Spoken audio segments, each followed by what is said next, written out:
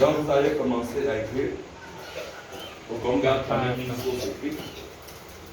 Qu'est-ce qu'on entend par influence? Qu'est-ce qu'on entend par influence? Lorsque j'ai regardé le dictionnaire, on m'a dit que le mot influence vient du latin influere.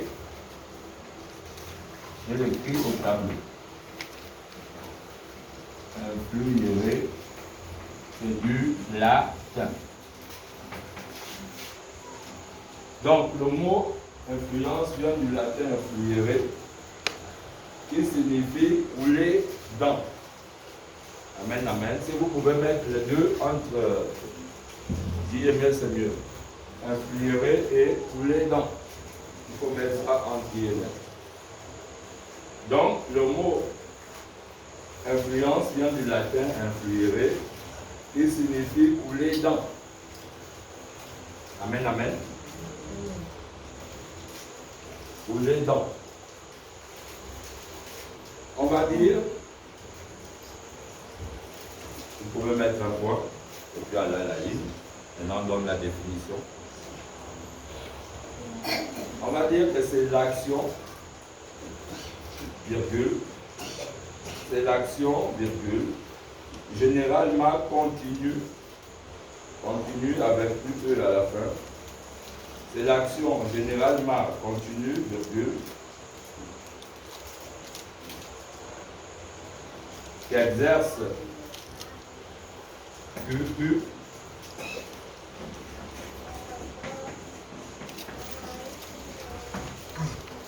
Donc, c'est l'action, virgule, généralement continue, virgule,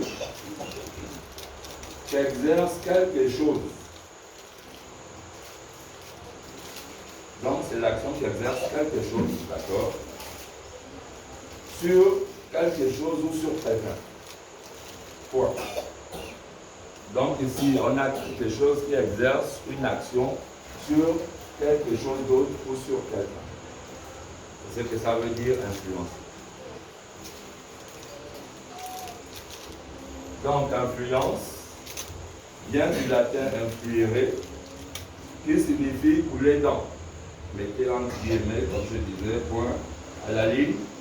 C'est l'action généralement continue, virgule, qui exerce quelque chose sur quelque chose ou sur quelqu'un. Point. Ça, c'est pour la définition d'influence. Si quelqu'un s'arrête, merci pour que je revienne dessus. À la course. Donc, influence vient du latin influere, qui signifie couler dans. Point. C'est l'action, virgule, généralement continue, qui exerce quelque chose sur quelque chose d'autre ou sur quelqu'un. Point. Maintenant, le deuxième mot, c'est spirituel. Quand vous mettez spirituel, vous mettez 2 points. Tout simplement, on va dire que ce qui est spirituel, c'est ce qui est de l'ordre de l'esprit. Tout simplement. On va définir ça comme ça, ça va rentrer dans les détails. On est donc de spirituel, 2 points. C'est ce qui est de l'ordre de l'esprit. Et là, l'esprit, vous mettez un petit E. Vous allez comprendre après pourquoi. Donc, c'est ce qui est de l'ordre de l'esprit. C'est ce qu'on qualifie de spirituel. Et n'oubliez pas que nous sommes à l'enseignement, donc s'il y a des questions, vous pouvez arrêter et on en discute. L'objectif ici, c'est de sortir avec une connaissance en plus. Quand vous êtes être humain, vous subissez des influences dont vous-même, vous n'avez pas connaissance. Maintenant, quelles sont ces sources de ces différentes influences? On va d'abord écrire, après on va revenir au travers de certains textes. On écrit, il y a dans la vie spirituelle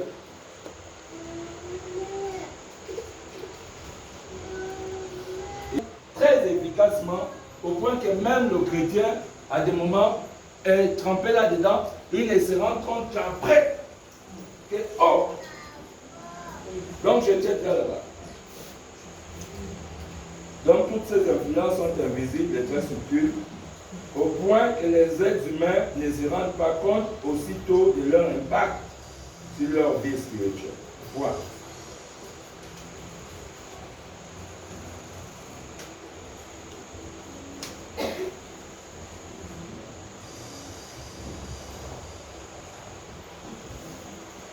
Toutes ces influences sont invisibles et très subtiles, pourquoi que les êtres humains ne se rendent pas compte aussitôt de leur impact sur leur vie spirituelle. Voilà. On continue. Il y a ainsi différentes sources de ces influences. Maintenant, on va citer les sources. Il y a ainsi différentes sources de ces influences. Deux points. Il y a ainsi différentes sources de ces influences. Deux points.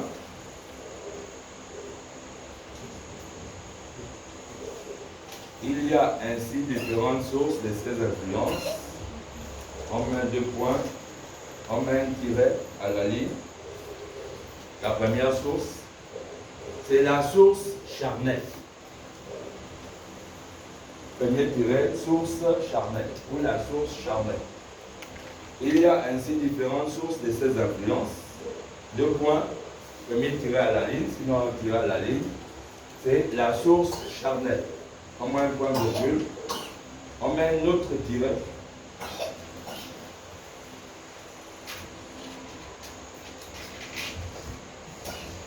La source charnelle, c'est le premier tiret.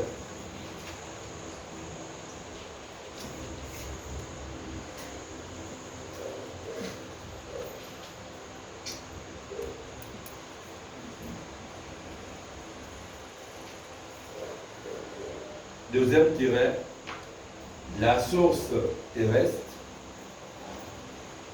Entre parenthèses, on peut mettre le monde avec un petit m. Donc, premier tiret, c'était la source charnelle. Deuxième tiret, c'est la source terrestre.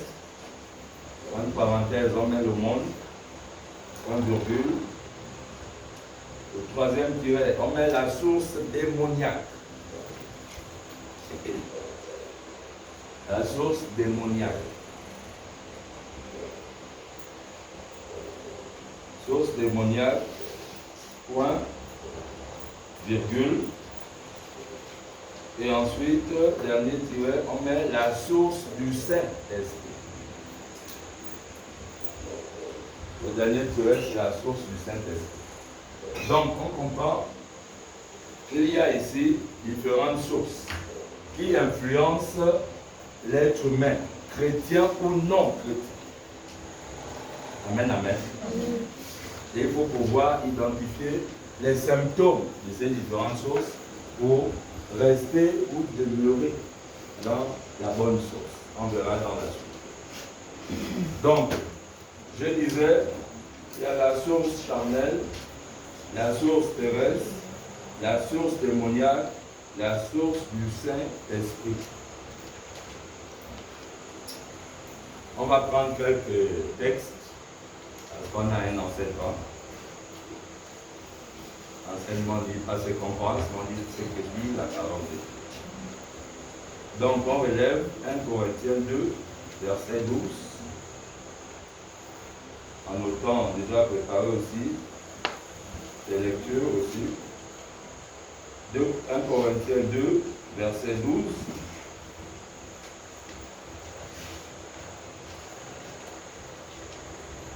Galates 5, verset 17.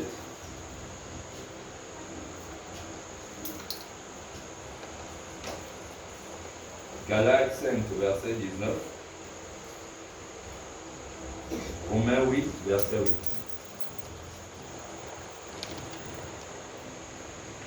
Donc quelques versets. 1 Corinthiens 2, verset 12. Galates 5, verset 17. Galates 5, verset 19. Romains 8, verset 8. On va lire les textes. qu'on est là pour parler de la part de Dieu, pour parler de notre part, d'influence charnelle. On prend quelques versets ici, que l'on note. Romains 8, versets 12 à 13. 1 Corinthiens 3, versets 1 à 3. Galates 5, versets 19 à 21.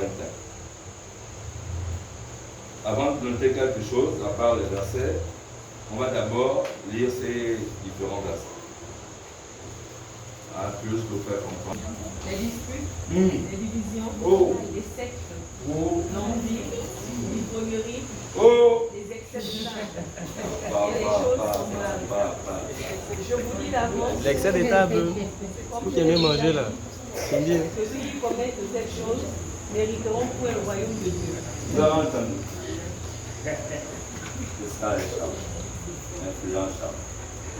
Donc, si à un moment, vous examinez, n'écrivez pas d'abord. Si à un moment, vous prenez votre vie, seul dans la chambre, vous notez tout ce qui correspond à l'influence charnelle, les symptômes de l'influence charnelle, vous mettez ça devant vous, après vous vous examinez. Est-ce que vous reconnaissez un symptôme? Je suis malade. Je suis charnel encore. Et je suis encore charnel. Je suis encore là. Seigneur ne m'a pas encore touché. Je suis encore charnel. C'est ça l'influence charnelle. Tous ces connaissent. Alléluia. Amen. Le Seigneur a des problèmes avec nous.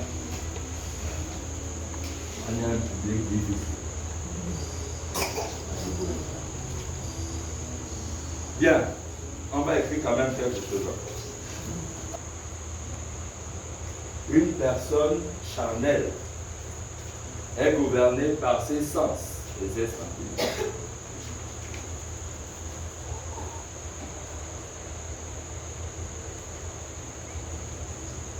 Une personne charnelle est gouvernée par ses sens et ses sentiments. Point. On continue avec toujours. Elle suit ses appétits et poursuit tout ce qu'elle voit ou aime. Point. Sans restriction. Et à Dieu, reste d'abord à côté. Moi, j'ai fait d'abord vivre ma chair. Après, je vais revenir auprès de vous. Amen, amen. Donc, une personne charnelle est gouvernée par ses sens et ses sentiments. Point.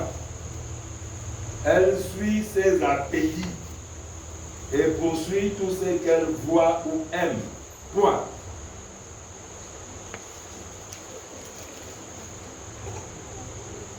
On continue. Une personne charnelle mange beaucoup. Elle fait des tables. On est fait ça. Donc, il ne peut pas gêner. On est gagné. Il gueule si le frère n'arrive pas à faire. Il va manger d'abord. Oui, il vient faire semblant de gêner. Donc, une personne charnelle mange beaucoup, virgule, dort beaucoup, virgule, et est passionnée par le sexe. Oui. Personne charnelle va toujours avoir des désirs sexuels. Même quand on dit l'abstinence, ça va chercher toujours à avoir des relations sexuelles hors les règles du Seigneur. Parce que c'est la chair qui digère. Amen, amen. Amen. Je vais reprendre cette phrase en français.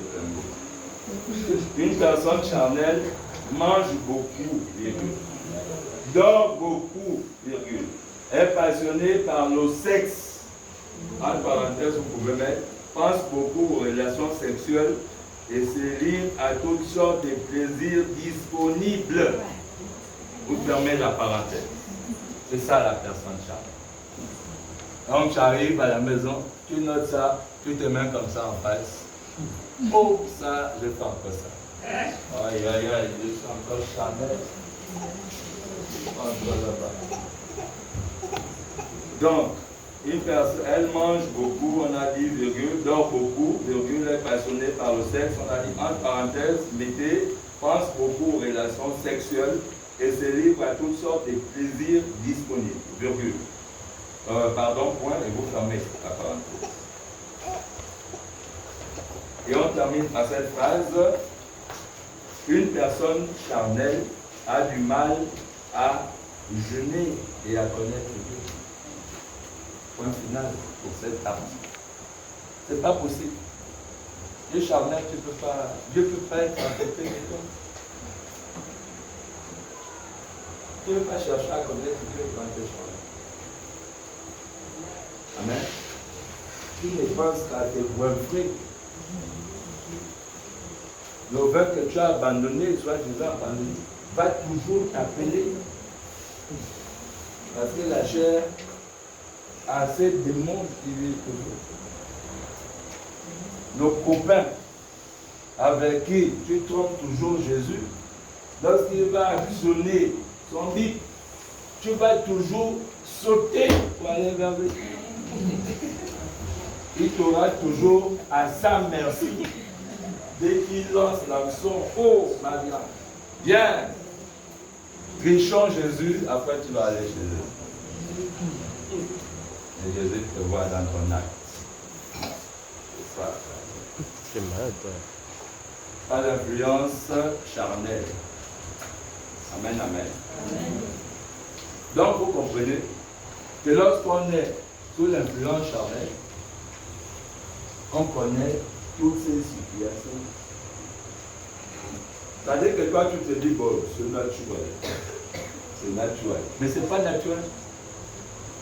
C'est pas naturel parce qu'on a lu tout à l'heure que ce qui est de la chair ne cadre pas avec ce qui est spirituel. Amen, amen. Amen. Deuxième influence, donc petit b, le charnel et le terrestre. On a un peu fait le distinction. Vous allez comprendre pourquoi. Donc l'influence terrestre. On prend quelques versets. Jacques 4, verset 4. 1 Samuel 25, verset 36. 1 Samuel 25, verset 2. Marc 10, verset 21, 23. Je reprends. Jacques 4, verset 4. 1 Samuel 25, verset 36. 1 Samuel 25, verset 2. Marc 10, verset 21 à 23. Vous savez pourquoi j'aime bien l'enseignement? C'est parce que même quand le Saint-Esprit me secoue un peu le dimanche là, que je suis en train de sauter comme ça là. Quand je lis les tels enseignements, j'ai dit, mais oh, je suis verset où on parlait des idoles, des idolâtres. D'accord? Tous les idolâtres sont sous l'influence démoniaque. D'accord? Sont sous l'influence diabolique. Dieu lui-même, dans la parole, a condamné et avoir recours à ce genre de pratiques. D'accord? Donc, toutes ces personnes-là qui ont recours à tout ce qui est astrologie, parce que derrière cela, il y a de la magie. D'accord? Il y a une lecture magique derrière cela. Tout cela ont toujours recours à un esprit, donc à une influence qui n'est pas l'influence, qui n'est pas l'esprit. C'est une influence diabolique. Mais donc, souvent, leur position peut être vraiment comme ça. Par exemple, quand on te dit que tu es peut-être bélier, le bélier, il est comme ça, il est comme ça, il est comme ça. Et quand toi-même aussi, tu te rends compte que lui, effectivement, c'est comme ça.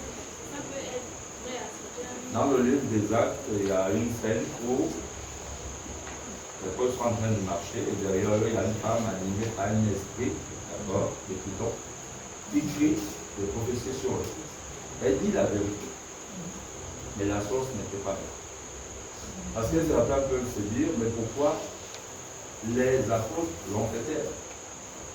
C'était parce que le discours était vrai en lui-même, mais la source du message n'était pas une bonne source. Donc il fallait la faire taire avant de contaminer les personnes. Amen, amen. Voilà. Donc en principe, ce n'est pas toujours, ça peut être vrai. Mais tant que la source n'est pas bonne, ça peut faire des dégâts. Parce que lorsque tu énonces à quelqu'un qu'il va être amené à être telle ou telle personne, je crois qu'après il y a une prédiction, il y a une ligne de conduite habitée à la personne. Quelle ligne de conduite tu vas lui donner, ou bien quelle activité tu vas lui donner pour que la personne aille vers l'accomplissement de ce que tu as. Et c'est là maintenant le problème. Parce que ces personnes-là vont te donner une potion qui ne sera pas la potion de Dieu. Et c'est là où la chose est juste. Amen. Oui. La Bible. Ils utilisent le Nouveau Testament, ils mettent ça à côté pour bien faire asseoir la chose. Pour dire à la personne en face que non, c'est Dieu qui a décidé. C'est Dieu qui laisse. Regarde, j'utilise la parole, c'est là et tout. Mais nous savons tous que derrière ça, Dieu n'est pas là-dedans. C'est vraiment pour faire miroiter pour les plus faibles qui dans le fond peut-être sont même faibles en temps de monde, mais vraiment, Dieu n'est pas à l'intérieur, c'est une mauvaise influence. Et c'est là où on parle de l'importance de la source. Amen. Par rapport à cela, par moment, on peut se dire que ce qui est important, c'est de connaître la vérité. Mais on doit comprendre qu'une mauvaise source peut influencer encore, pour causer encore d'autres influences. On ne sait pas toujours bien aider. Tant mieux, c'est important que ça soit bien clair. Il y a beaucoup de raisons comme ça. La source est très importante. Parce que la finalité après, va faire des dégâts. J'ai eu une cousine, non papa de cousine, c'est une soeur ou une soeur, qui à un moment s'était mis avec quelqu'un qui voulait conditionner en principe leur relation par le fait qu'elle enfante. D'accord? Et il se trouve qu'elle a été consultée à un ganga, comme on dit le ganga. Et le ganga, effectivement, il a permis d'enfanter. D'accord? Il a permis d'enfanter un fils. Elle a surnommé Yes après. D'accord? Mais des années après, d'accord?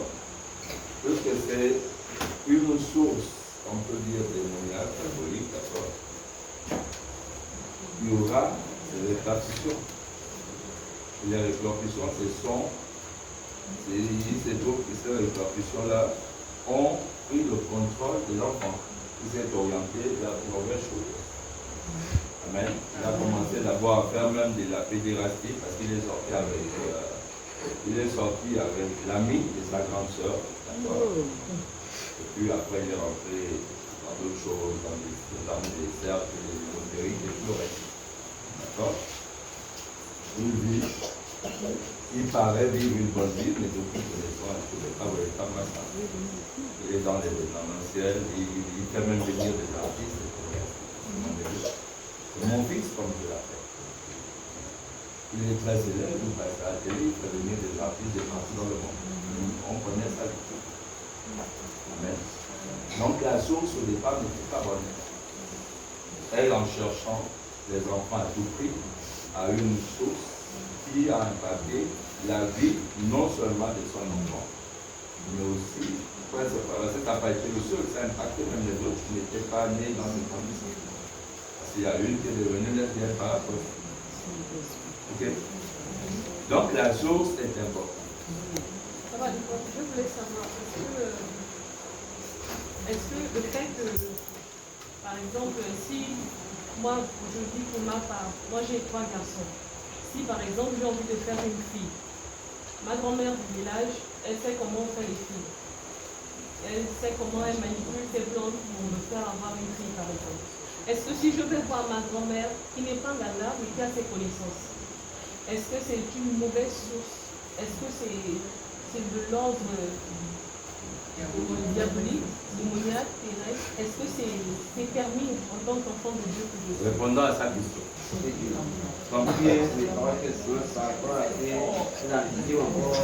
Effectivement, oui.